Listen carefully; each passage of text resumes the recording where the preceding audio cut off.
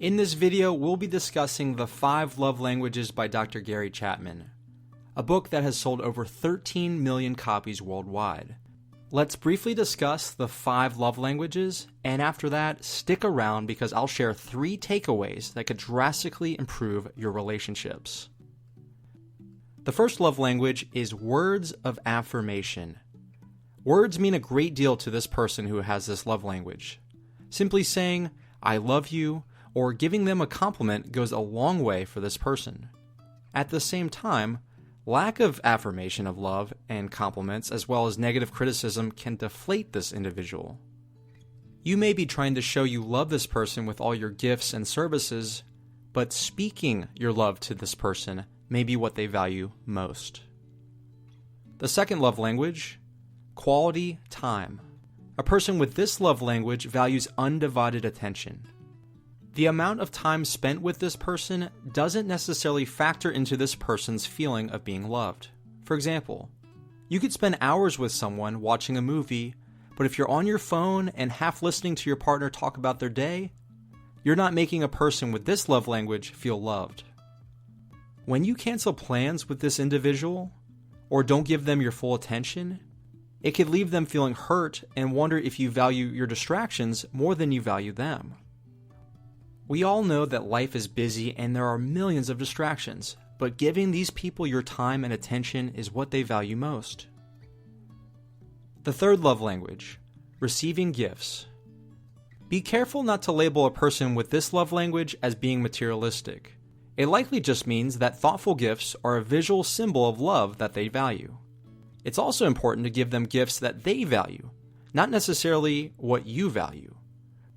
For example, you may think getting them a new car would be a big display of love, but maybe a pair of shoes would mean more to them because that meant that you were listening to them when they said they needed shoes and mentioned how nice those shoes were when you were out shopping with them. The fourth love language, acts of service. For people with this love language, your actions speak much louder than your words. These people value when you go out of your way to make their lives easier. You could serve them by tending to them when they're sick. You could also serve them by doing a household chore they don't like doing. You may find these acts inconvenient or boring, but once you realize these acts of service are how you can communicate love to this type of person, it can make performing these acts a little easier. The fifth love language, physical touch. These people value physical signs of affection such as holding hands, kissing, and cuddling on the couch. If this person is having a bad day, you don't really need to say anything. All you may need to do is give them a hug.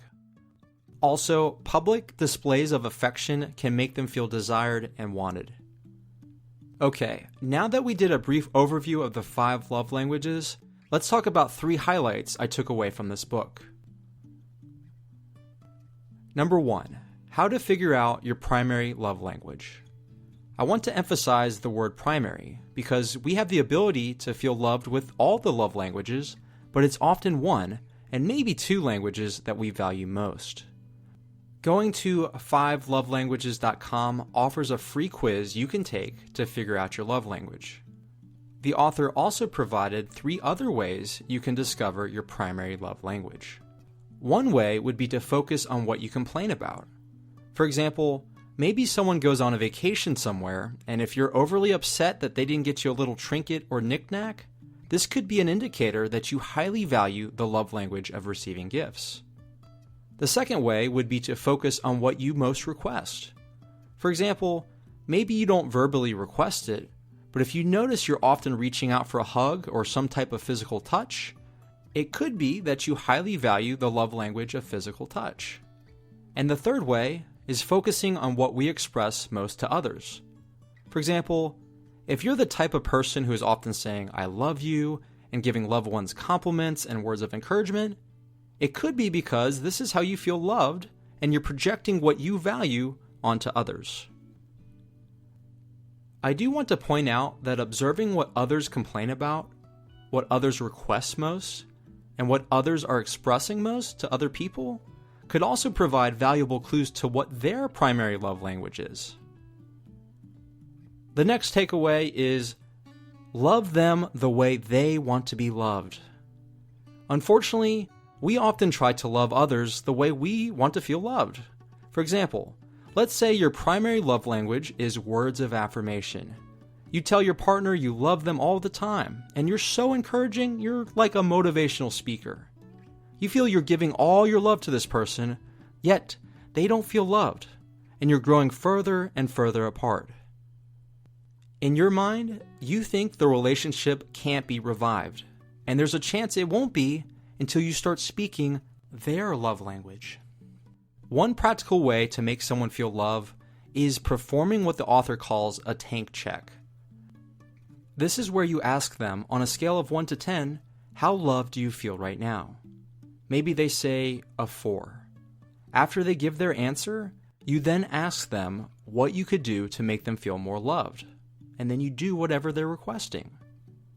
The beautiful thing about the tank check is that your partner could give you some clues as to what their primary love language is. For example, if they'd feel more loved if you did the laundry, it could be they have a primary love language of acts of service.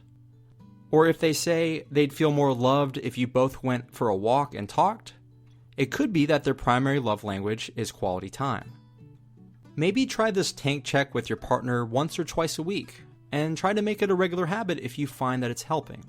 Just keep in mind that you're not trying to make the other person feel more loved so they'll love you more. You're doing it because you love the other person and you want to make sure your love is spoken in their language. Your motives for the tank check need to be selfless. And the third takeaway was, relationships take effort. There's a chance you or your partner won't always have those warm, fuzzy feelings of love for each other. When this is the case, it doesn't mean you have to end the relationship.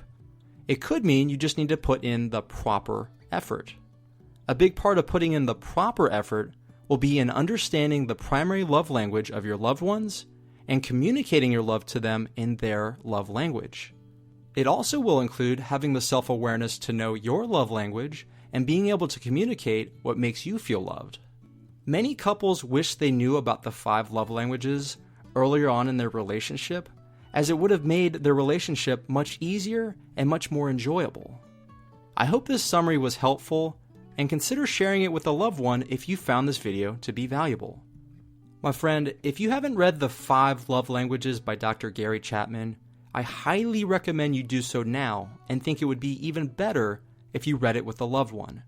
Thank you so much for watching this video, and can't wait to see you in the next one.